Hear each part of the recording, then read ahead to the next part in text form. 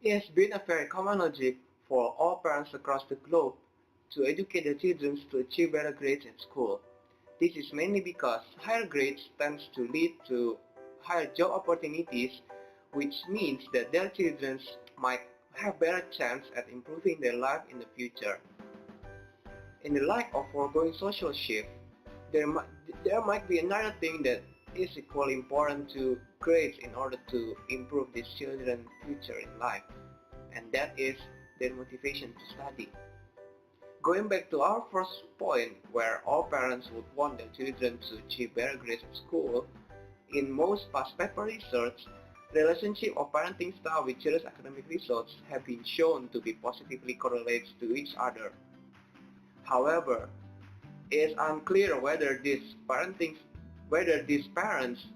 and their parenting styles taken into account culture, individuals, and contextual characteristics, as well as cognitive perception, might affect the, these children's motivation to study. Hence, in order to clear these complications, a study done by Akiko Watabe and David R. Watabe uh, that's done in 2014, entitled as Influence of Parenting Style on Academic Achievement Motivation Among Elementary Schoolers in United States and Japan, based on Baumrind's parenting typology, is done. Baumrind's concept visualization of parenting styles can be differentiated into three different frameworks. Those are authoritarian, authoritative, and permissive. However, for this resource paper, we are only going to focus on authoritarian and authoritative only. Akiko Watabe and David R. Hibbard hypothesized that in their research, Western children, which in this case, children from the United States, would be beneficial from authoritative parenting style, whereas Asian children, which in this case children from Japan, would be beneficial with authoritarian parenting style in terms of their educational motivation. Also, Akiko Watabe and David R. Hibbard thinks that whether age or grades difference might might be taken into account in this manner.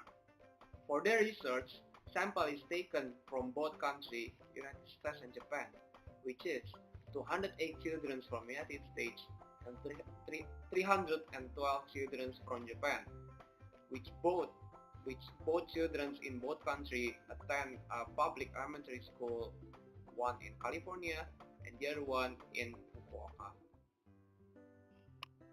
These kids are assessed into a series of questionnaires which test their perceived parenting styles and their academic achievement motivation.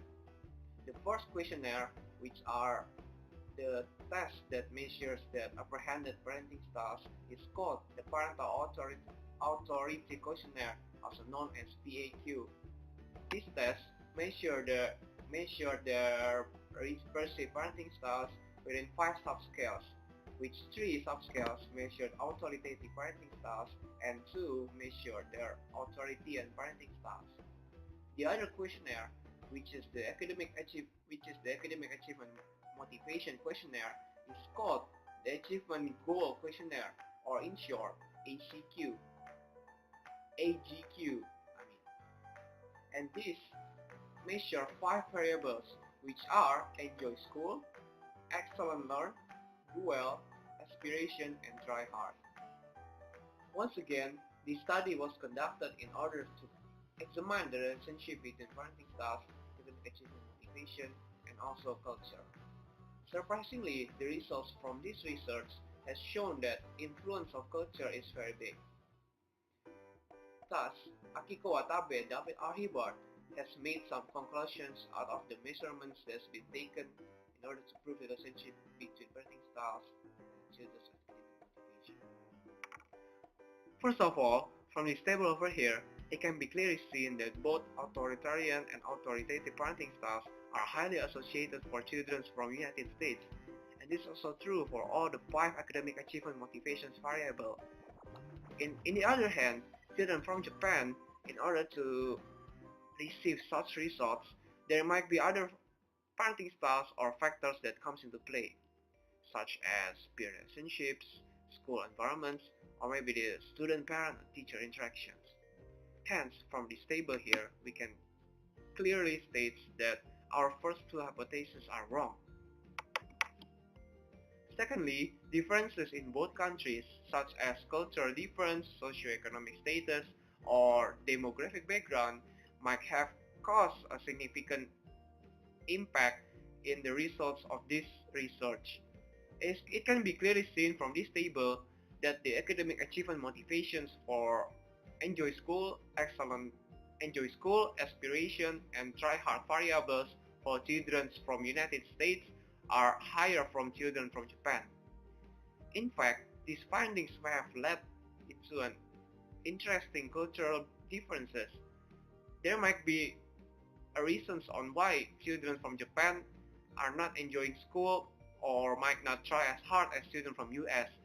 For example, maybe they have a different occupation in their mind for the expression variables, or maybe they are not that care for their grades in their reports for try hard variables.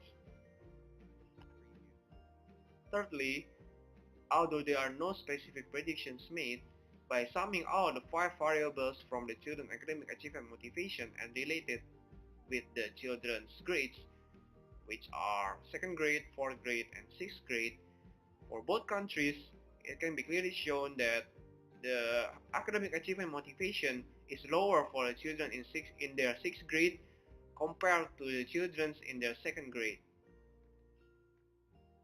In conclusions, David R. Hibbard and Akiko Watabe have come into conclusions where overall children from the United States have significantly higher motivations for their educations compared to children from Japan. As perfect as it might sound, there are still some limitations that can be detected from this research. Those are, first of all, questions from questionnaire are very subjective, and thus socially desirable might cause some bias here in this research.